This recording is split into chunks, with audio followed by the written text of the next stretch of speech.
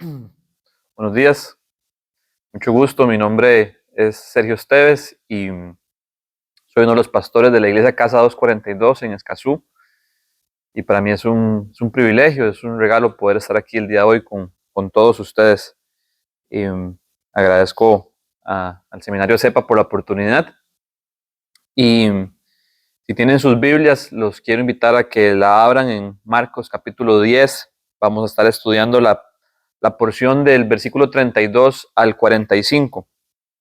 Entonces lo que vamos a hacer es leer el pasaje y luego voy a hacer una oración por todos nosotros. Marcos capítulo 10, versículo 32 al 45. Esta es la palabra de Dios, dice así.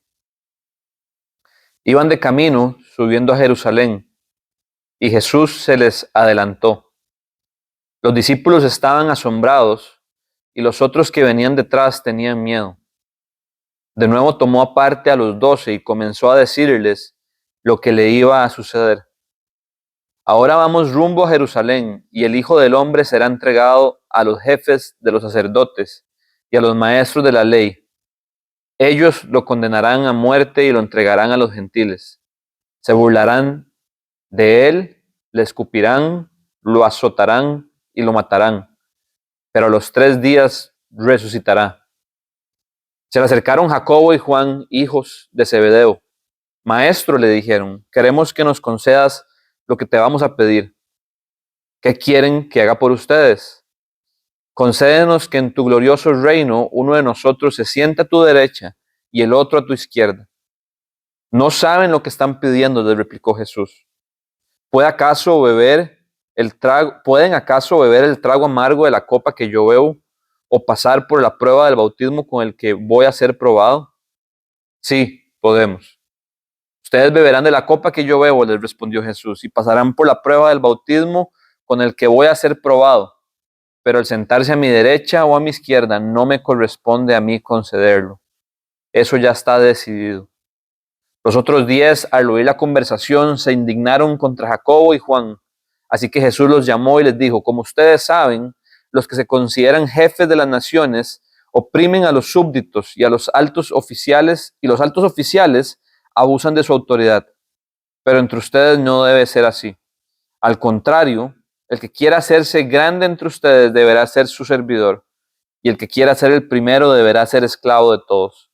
Porque ni aun el Hijo del Hombre vino para que le sirvan, sino para servir y para dar su vida en rescate por muchos. Padre Celestial, yo te quiero dar gracias en esta mañana por permitirnos estar aquí reunidos. Gracias por este lugar, Señor, que tú has levantado y sostienes para que hombres y mujeres puedan ser capacitados, equipados, instruidos en tu palabra. Tu palabra dice que ella es inspirada por vos y es útil para corregir, enseñar, reprender, a fin de que estemos plenamente equipados y capacitados para toda buena obra, Señor. Y gracias porque sé que sepas dentro de tu plan global es parte de eso, Señor. Te pido, mi Dios, que utilices este mensaje para animarnos, para instruirnos y para invitarnos, Señor, a ser como Cristo. Espíritu Santo, haz lo que solamente tú puedes hacer. Toma tu palabra y haz que traspase nuestro corazón, haz que sea aplicada a nuestro día a día. Gracias, Padre, porque yo soy un simple mortal, Señor, lleno de debilidades, imperfecciones, defectos, pero sobre todo, Señor, lleno de pecado.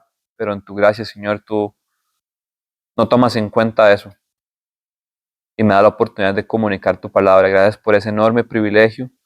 Y te pido, Señor, que todo hoy, Señor, sea para tu gloria y para la edificación de tu pueblo.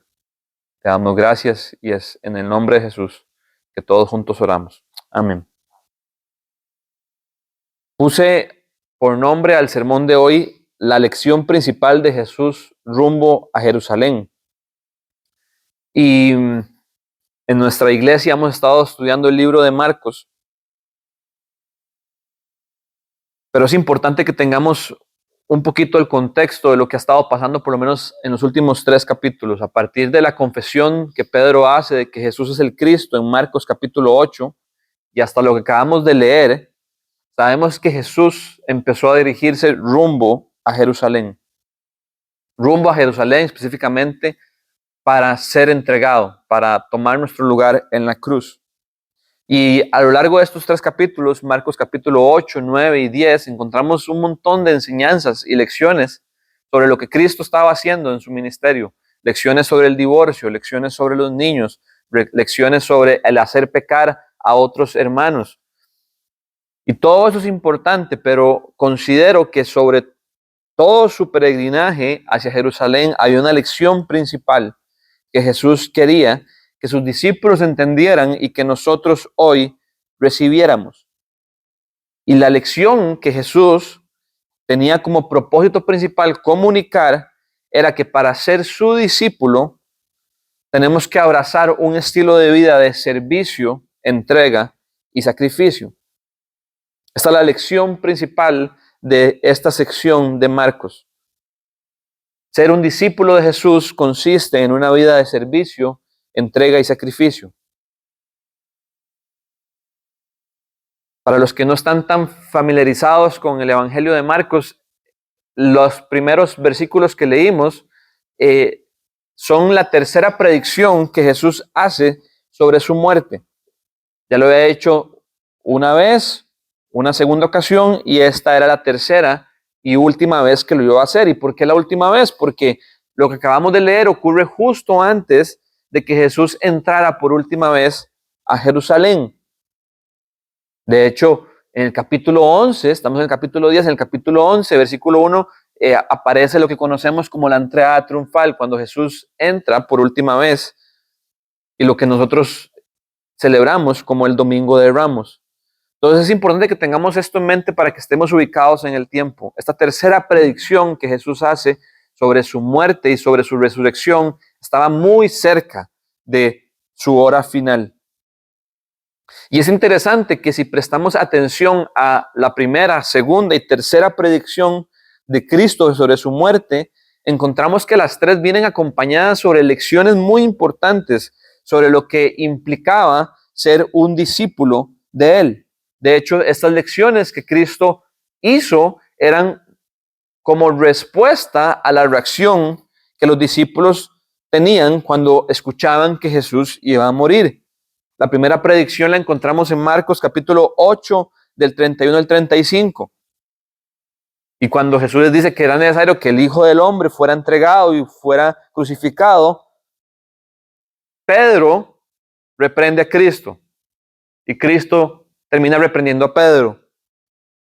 Y luego les da una lección y les dice, para ser mis discípulos, si ustedes quieren ser mis discípulos, deben negarse a ustedes mismos, deben cargar su cruz y deben seguirme. En la segunda predicción, que la encontramos en Marcos 9, 31 al 35, Jesús vuelve a anunciarles que era necesario que el Hijo del Hombre fuera entregado. Se adelanta un poquito y escucha que sus discípulos van conversando entre sí y les pregunta qué venían conversando. Y los discípulos reconocen que venían hablando sobre quién era el más importante. Y Jesús aprovecha esa oportunidad para enseñarles que el más importante de todos es el último de todos. Y que el más importante de todos es el servidor de todos.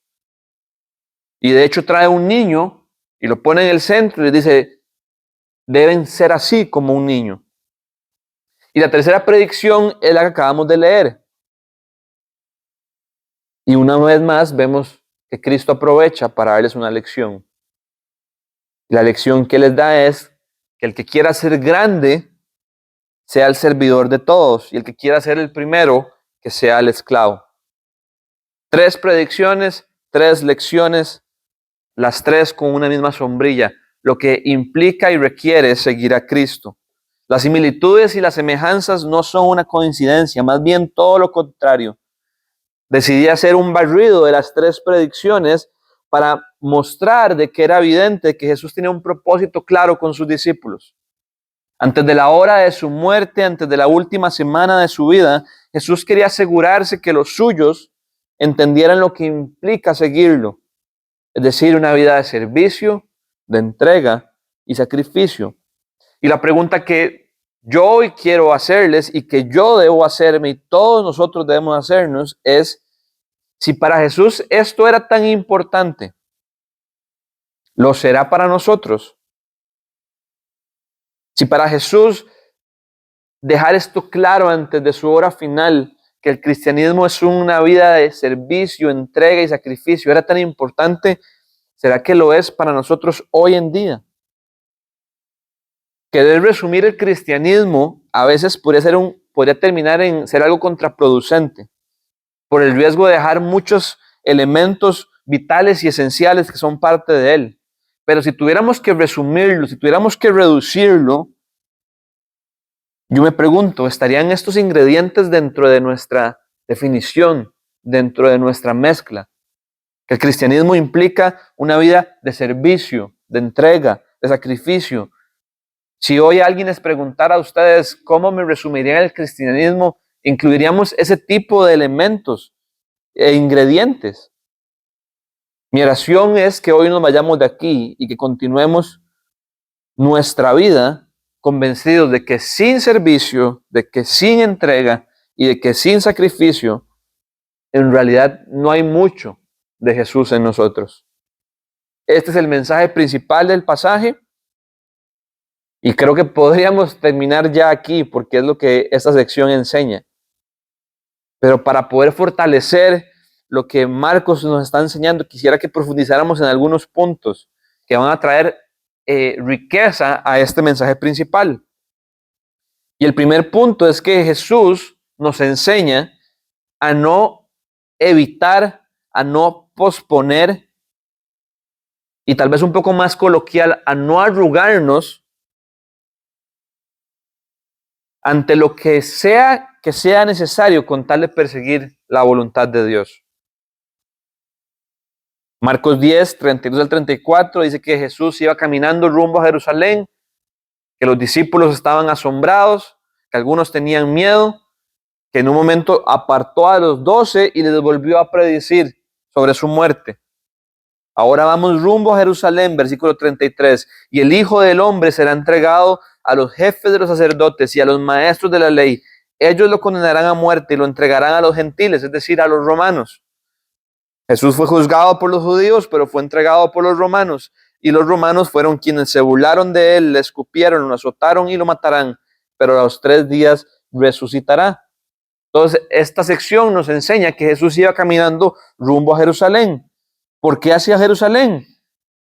Porque sabía Jesús que la hora de su muerte se estaba acercando.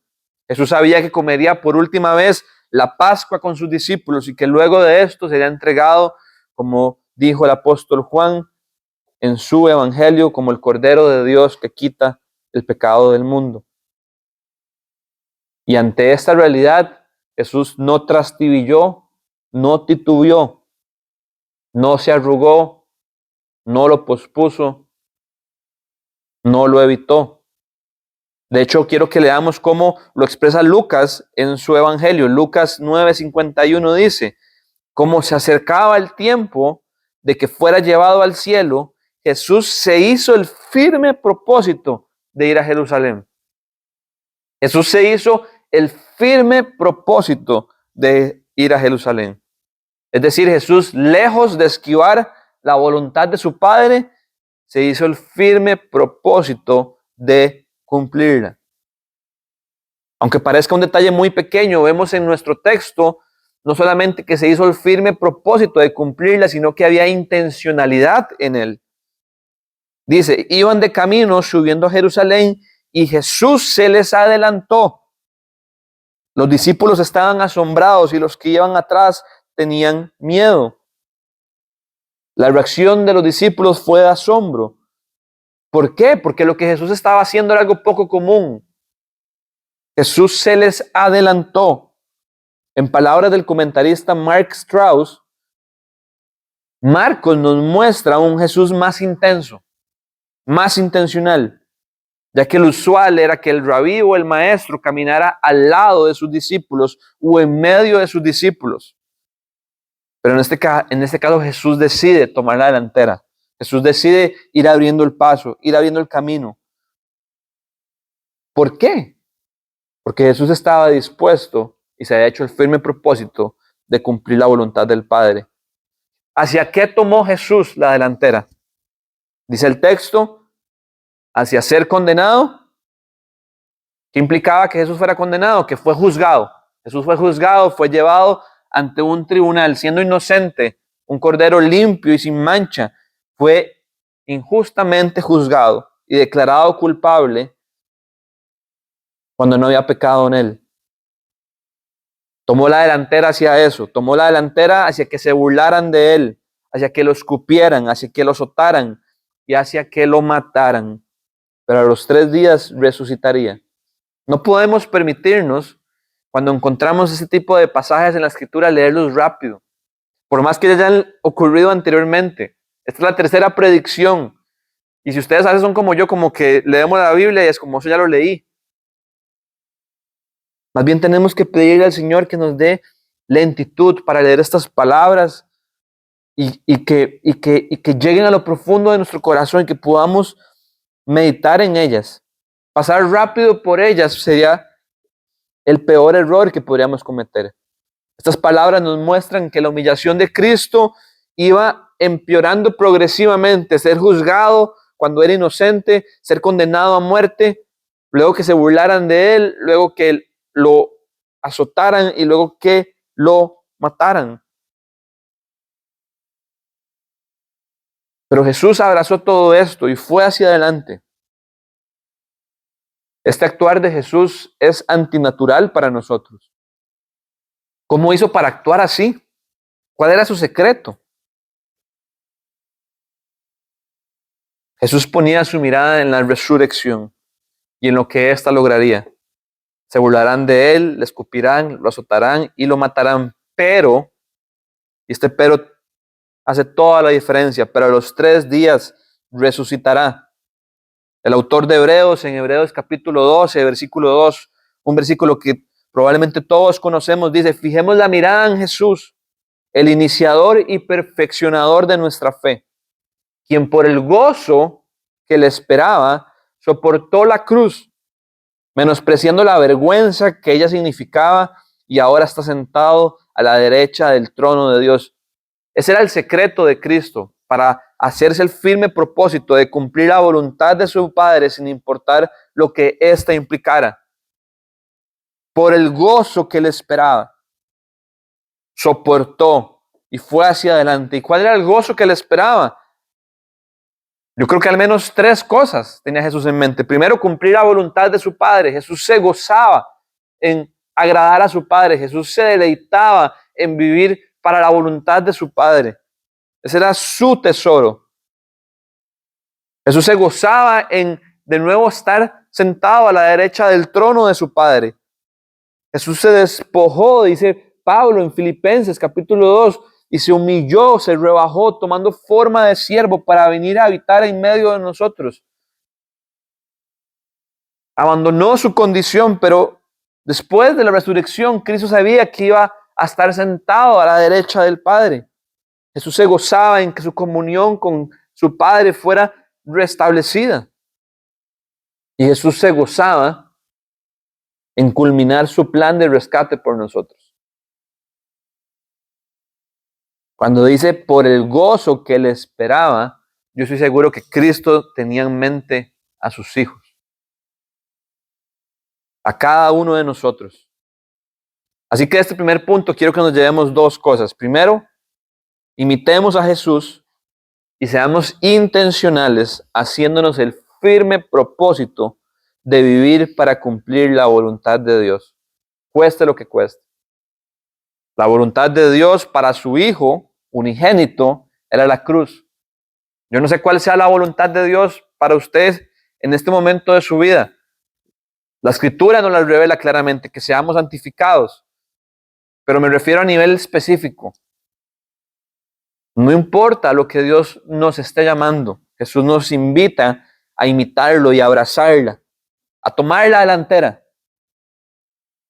Y lo segundo que quiero que aprendamos de este primer punto es, aprendamos de Jesús, para que cuando queramos quedarnos congelados y no dar pasos hacia lo que Él nos está llamando, el hecho de poner nuestra esperanza en la gloria futura que vamos a recibir, nos ayude a no dejar que el sufrimiento presente nos frene. Hoy leí en mi devocional en la mañana en Romanos capítulo 8, versículo 17, donde Pablo dice que los sufrimientos de este tiempo no se comparan con la gloria que habremos de recibir.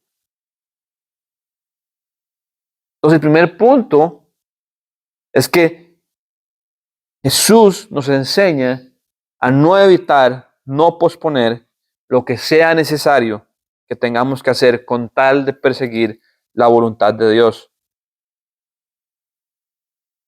El segundo punto está enfocado en el diálogo de Jacobo y Juan con Cristo y la petición que ellos le hacen. Nos enseña que Jesús nos da el mayor ejemplo del estilo de vida cristiano, que era ¿cuál? De servicio, entrega y sacrificio al sufrir por nosotros en la cruz. Mientras que Jacobo y Juan son claramente un contraste. Los discípulos estaban tan perdidos que lo que se estaban imaginando al escuchar la tercera predicción de Cristo, de su muerte, era que Jesús estaba fungiendo el rol de un Mesías político que iba a venir a liberarlos de la opresión del Imperio Romano. Y como parecía aproximarse el momento, Jesús les dijo, me van a matar, pero voy a resucitar. A Jacobo y a Juan les pareció un buen momento para aprovechar la oportunidad y externarle su petición a Jesús. Pero en realidad estaban muy, muy, muy perdidos. Si leemos la versión de Lucas de este mismo pasaje, nos damos cuenta de esto. Lucas 18, 31 al 34 dice así. Entonces Jesús tomó aparte a los 12 y dijo, ahora vamos subiendo a Jerusalén, donde se cumplirá todo lo que escribieron los profetas acerca del Hijo del Hombre. En efecto, será entregado a los gentiles, se burlarán de él, lo insultarán, lo escupirán y después de azotarlo, lo matarán. Pero al tercer día resucitará. Y aquí es lo que Lucas agrega, que nos da mucha luz. Los discípulos no entendieron nada de esto. Les era incomprensible, pues no captaban el sentido de lo que hablaba. Así que nos damos cuenta que Jacobo ni Juan sabían de lo que Cristo les estaba hablando. Sin embargo, aún en su ignorancia, revelaron lo que había en su corazón. Ellos estaban interesados en los puestos de honor. Cristo no venía a ser un Mesías político, pero como ellos se lo imaginaban, estaban interesados en los puestos de honor. Si Jesús iba a vencer, ellos estaban interesados en los mejores puestos. Su actitud es la de niños inmaduros. No la de niños como Marcos se encarga de hacernos ver que debemos hacer, personas dependientes del Señor, sino la de niños inmaduros, prácticamente haciendo un berrinche. En la versión de Mateo se nos dice que fue su madre, inclusive, la que los acompañó a donde Cristo para hacer la petición por ellos. Jacobo y Juan no solo muestran su actitud de niños inmaduros acudiendo a su madre, sino que también tratan de manipularlo o convencerlo. En vez de decirle a Jesús de primera entrada lo que querían pedirle, le dicen, queremos que nos concedas lo que te vamos a pedir. Como cuando un niño se acerca a su mamá o a su papá y dice, papi, por favor, dame lo que quiero y no me digas que no. Y según ellos, Jesús decía responder, sí, claro, ¿qué es lo que quieren? Pero Jesús sabía que te tenían algo entre manos y por eso le lanza la pregunta, ¿qué quieren que haga por ustedes? Yo me imagino a Jesús en este momento como, ¿qué será? Y Jacobo y Juan responden, versículo 37, concédenos que en tu glorioso reino uno de nosotros se siente a tu derecha y el otro a tu izquierda. No nos confundamos que el hecho de que Marcos nos diga que ellos dijeron glorioso reino, de que ellos estaban refiriendo al reino celestial de Cristo. Lucas nos hace saber que ellos estaban perdidos. No entendían eso. Y cuando ellos lanzan su petición, yo imagino a Jesús como lamentándose por dentro y pensando para sí mismo como, no puedo creerlo. De aquí su respuesta, no saben lo que están pidiendo, les contestó Cristo. Y entonces Cristo les responde, ¿pueden acaso beber el trago amargo de la copa que yo bebo o pasar por la prueba del bautismo con el que voy a ser probado? ¿A qué se está refiriendo Jesús con estas dos imágenes? La copa del trago amargo y la prueba del bautismo. Básicamente las dos son ilustraciones que hacen alusión a su sufrimiento.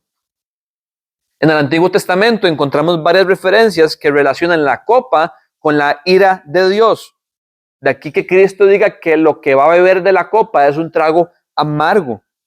De hecho, recordarán que cuando Cristo estaba la noche antes de ser arrestado en Getsemaní, oró a su Padre y le dijo, Padre, si es posible, no me hagas beber de esta copa, pero que no se haga mi voluntad sino la tuya.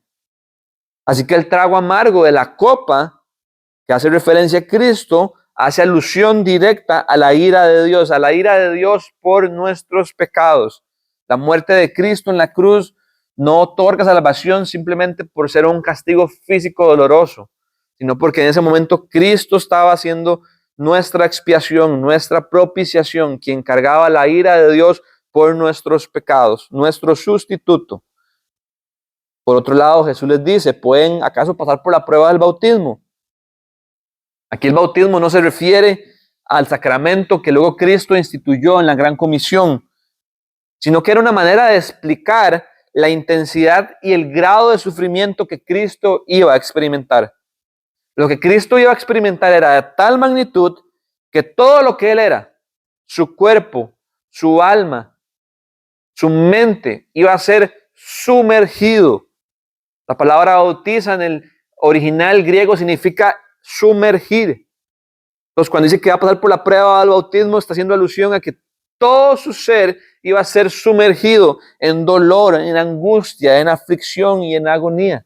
Recordemos las palabras de Cristo en la cruz. Padre, Padre, ¿por qué me has abandonado? Teniendo todo esto claro, Jesús le lanza la pregunta. ¿Pueden acaso ustedes experimentar lo mismo? Varios comentaristas dicen que esa pregunta de Cristo en realidad no era una pregunta de la cual él estaba esperando una respuesta. De hecho, era una pregunta retórica. La respuesta era obvia. Cristo sabía que nadie más podía pasar y tomar su lugar. De hecho, en el momento de su arresto, dice que los suyos lo abandonaron y huyeron. Pero Jacobo y Juan respondieron, sí, sí podemos. Así que Jacobo y Juan no eran solo egoístas, queriendo los mejores puestos, sino que también eran orgullosos al afirmar que sí podían. Y otra vez me imagino a Jesús pensando para sí mismo como,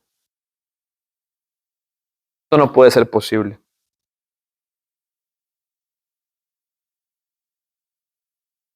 Pero si efectivamente Jacobo y Juan no podían, porque Jesús les responde como que sí podían. Jesús les responde, ustedes beberán de la copa y pasarán por la prueba del bautismo. Bueno, porque eventualmente ellos iban a sufrir por Cristo.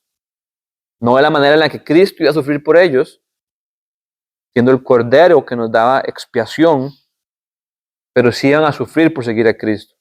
De hecho, un dato interesante es que Jacobo y Juan terminaron siendo el primer mártir y el último mártir de los apóstoles. Los que querían tener los puestos de privilegio, estar a la derecha y a la izquierda, Jacobo terminó siendo el primer mártir, decapitado por Herodes en Hechos capítulo 12, y Juan, su hermano, terminó siendo el último mártir, exiliado en la isla de Patmos. Los que querían tener los puestos de privilegio terminaron siendo los que inauguraron y concluyeron la era de los apóstoles. Los discípulos no eran solamente egoístas, orgullosos, sino que también envidiosos. Cuando leemos en el versículo 41 que los otros 10 se indignaron, no era porque estaban siendo muy empáticos con Jesús, como diciendo, ¿qué les pasa a estos? Jesús nos acaba de decir que se va a morir y ellos pidiendo esto. No, estaban indignados porque estaban celosos de que ellos tal vez podían llegar a tener esos puestos y ellos no. Así que esta sección nos muestra el gran contraste entre los discípulos y Jesús.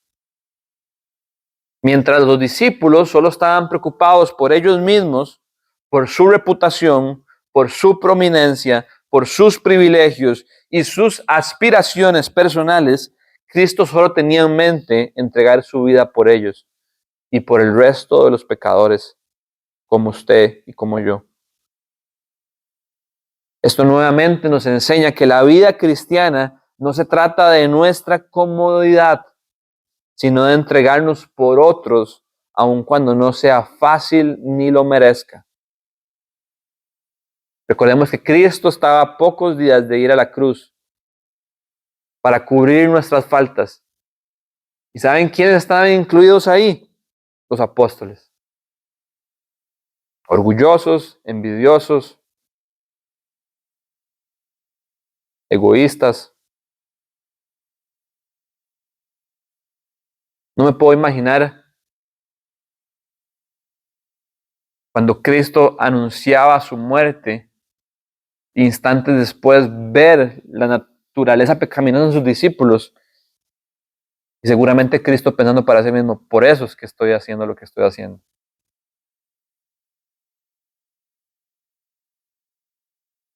No solo por ellos, sino también por nosotros. Entonces Jesús nos da el mayor ejemplo de que la vida cristiana es una vida de servicio, entrega y sacrificio al tomar nuestro lugar en la cruz. Primer punto, Jesús nos enseña a no evitar ni posponer lo que sea necesario por perseguir la voluntad de Dios en nuestra vida, cueste lo que cueste. Segundo punto, Jesús nos enseña que el estilo de vida cristiano es de servicio, entrega y sacrificio, y esto se ve mayormente desplegado en la crucifixión. Y tercer y último punto, Jesús nos enseña que la verdadera grandeza está en servir a los demás y ser esclavo de todos. Después de que los discípulos se indignaron, versículo 42 dice lo siguiente: así que Jesús los llamó y les dijo, como ustedes saben, los que se consideran jefes de las naciones oprimen a los súbditos y los altos oficiales abusan de su autoridad. Pero entre ustedes no debe ser así. Al contrario, el que quiera hacerse grande entre ustedes deberá ser su servidor. Y el que quiera ser el primero deberá ser esclavo de todos. Porque ni aun el Hijo del Hombre vino para que le sirvan, sino para servir y para dar su vida en rescate por muchos. El versículo 42 para mí es uno de los versículos donde más veo la gracia de Dios. ¿Estamos? A veces es difícil discernir la cronología de los eventos de la Biblia. Después de lo que acabamos de leer, encontramos en Marcos cuando Jesús sana a Bartimeo el ciego. Inmediatamente después encontramos la entrada triunfal, que sabemos que fue el domingo anterior a la Semana Santa, por así decirlo. Entonces, si los eventos estuvieran cronológicamente ordenados de una manera secuencial, yo me atrevería a decir que la entrada triunfal fue domingo, que la sanación de Bartimeo fue sábado y que lo que estamos leyendo también fue sábado. Entonces, sábado, antes de Semana Santa, viernes siguiente, Jesús iba a ser crucificado. Menos de 7 días. Y en ese lapso de tiempo, Jesús está enfrentándose ante la naturaleza pecaminosa de sus discípulos en toda su esencia. Yo me imagino que Jesús pudo haber dicho, como he pasado 3 años con ellos, les he compartido mi corazón, mi vida, todavía no lo entienden. Posiblemente yo me hubiera enojado, posiblemente yo no hubiera sido gentil, ni amable, ni paciente. Pero el versículo 42 dice que así que Jesús los llamó y les dijo. Jesús otra vez dijo, me toca ser su rabí, me toca ser su maestro, me toca enseñarles. En vez de ver una oportunidad para enojarse y perder su paciencia, no ser gentil y no ser amable, Jesús les enseñó. Y su enseñanza, Jesús establece un claro contraste entre los jefes de las naciones o los altos oficiales y los que son parte de su reino. Los jefes de las naciones y los altos oficiales oprimen a sus súbditos y abusan de su autoridad. Es decir, se aprovechan de su cargo, se aprovechan de su rol para beneficio propio, sin importar lo que eso provoque en los demás. Su naturaleza es velar por sus propios intereses y hacer lo que sea necesario para que eso se cumplan. Y ante esa realidad, Jesús le dice a sus discípulos que entre ellos no debe ser así, sino más bien todo lo contrario. Jesús redefine en estos pequeños versículos la verdadera grandeza. La verdadera grandeza no está en el cargo que ocupemos, sino en cómo tratamos a los demás. Curiosamente, ayer cuando estaba terminando de preparar este mensaje, Iván me mandó el afiche de la capilla de hoy. Y cuando vi mi foto y me vi ahí, me sentí importante. Y el Señor me recordó que de eso no se trata. No se trata en ser el invitado de la capilla de cepa, se trata en servir a las personas. Y yo no sé ustedes, pero vivimos en un mundo que nos presiona hacia lo contrario, que constantemente nos antoja y nos hace como un espejismo de que la verdadera grandeza está en ocupar los grandes puestos, en que nuestro nombre sea conocido, en tener una gran reputación y una gran fama. Pero ahí no está la verdadera grandeza, dice Cristo. La verdadera grandeza radica en ser una persona que sirva a los demás.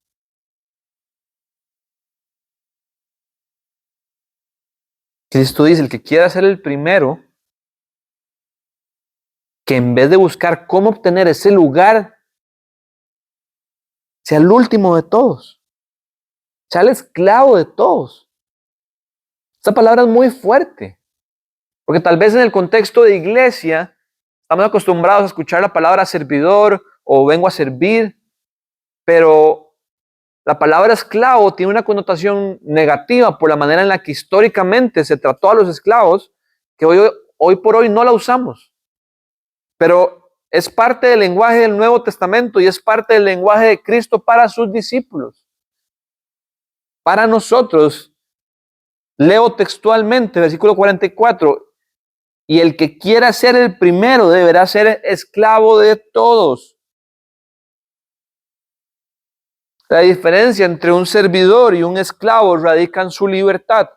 Básicamente, lo que Cristo quiere enseñarnos es que no es posible llamarnos sus discípulos, identificarnos como sus seguidores y no entregar nuestra vida por los demás para su bienestar, su edificación y su bendición. No es una opción, porque somos sus esclavos y somos, por lo tanto, esclavos de todos. Un servidor podría decir, conmigo no cuenten. Yo me apunto para poner las sillas, pero no me apunto para servir los platos. Como si fuera algo opcional. Entonces Cristo dice, el que quiera ser el grande, que sirva a todos. Y el que quiera ser el primero, que sea esclavo de todos. Como diciendo, no hay otra alternativa. No hay una alternativa para ser mi discípulo y que este no sea el estilo de vida que los caracterice y que reflejen. Por eso digo que la lección principal de Jesús rumbo a Jerusalén es que el estilo de vida de un cristiano es un estilo de vida de servicio, de entrega y de sacrificio. Por los demás, para su bienestar, para su edificación, para su bendición, pero principalmente para la gloria de Dios. Y si alguien hoy aquí siente como que ese no es el estilo de vida que yo quisiera vivir, para ser sincero, no quisiera ser esclavo de nadie, Cristo cierra diciéndonos que aún Él mismo no vino para que le sirvieran, sino para servir y dar su vida en rescate por muchos. Cristo utiliza el título, versículo 45, porque ni aún el Hijo del Hombre, haciendo alusión a la visión de Daniel capítulo 7, donde se veía al anciano de días y de repente a uno que era como el Hijo del Hombre. y el cual recibía toda autoridad sobre todos los reinos.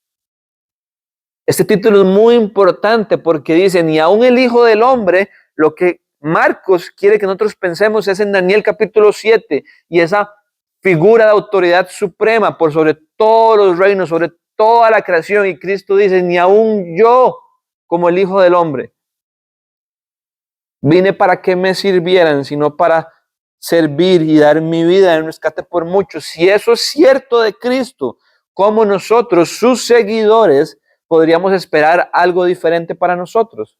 Si precisamente lo que caracteriza a un discípulo es que imite a su maestro.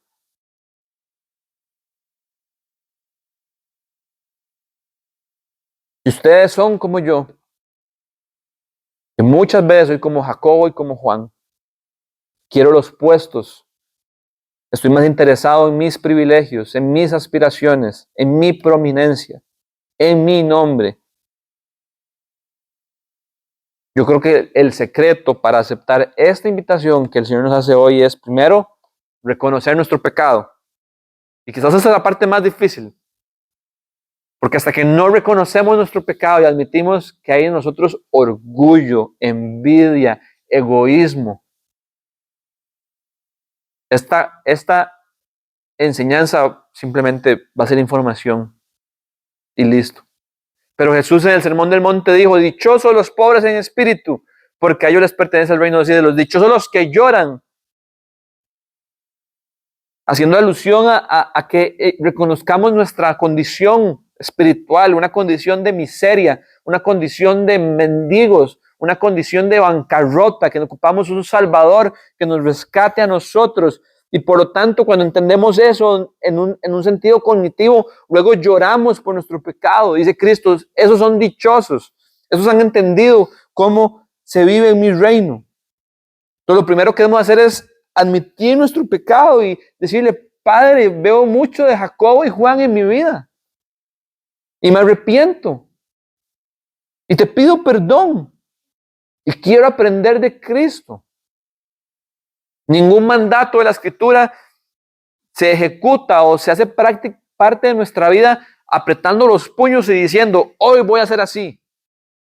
No todos los mandatos llegan a ser parte de nuestra vida cuando ponemos nuestra mirada en Cristo y a partir de Cristo somos transformados por su gloria.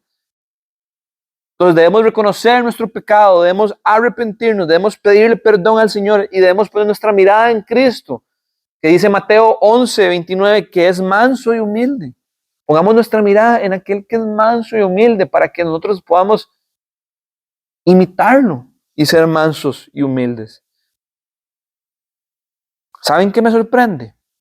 Que Cristo estaba tan poco interesado en el reconocimiento, en ser la autoridad, en ser el protagónico, que no tiene ni el más mínimo problema con no tener la potestad de decidir quiénes van a estar a su derecha ni a su izquierda.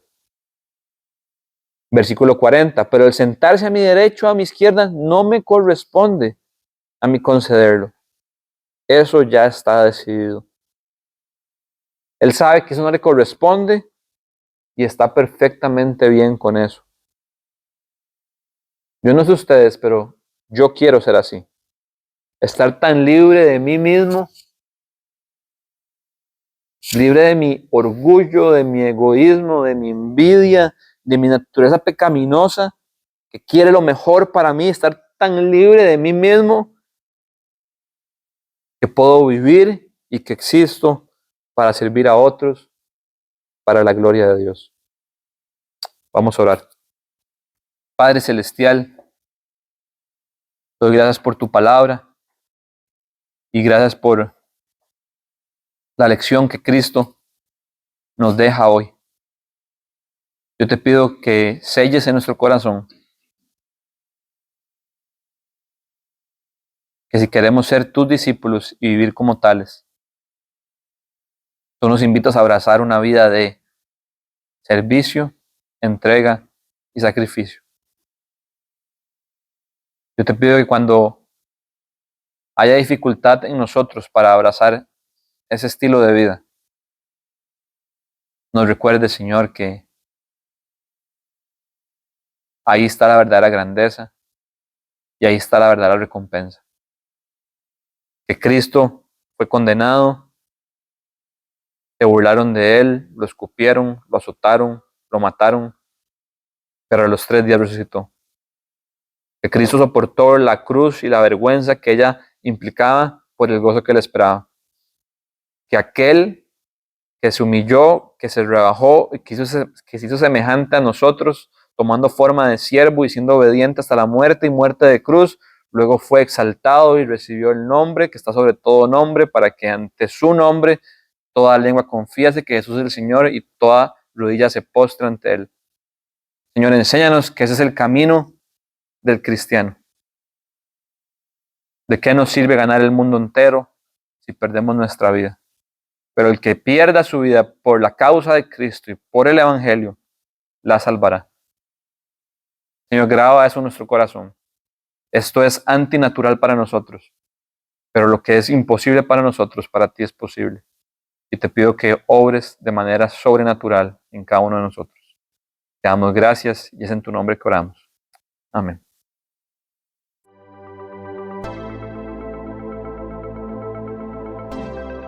Seminario ESEPA, formando siervos conforme al corazón de Dios.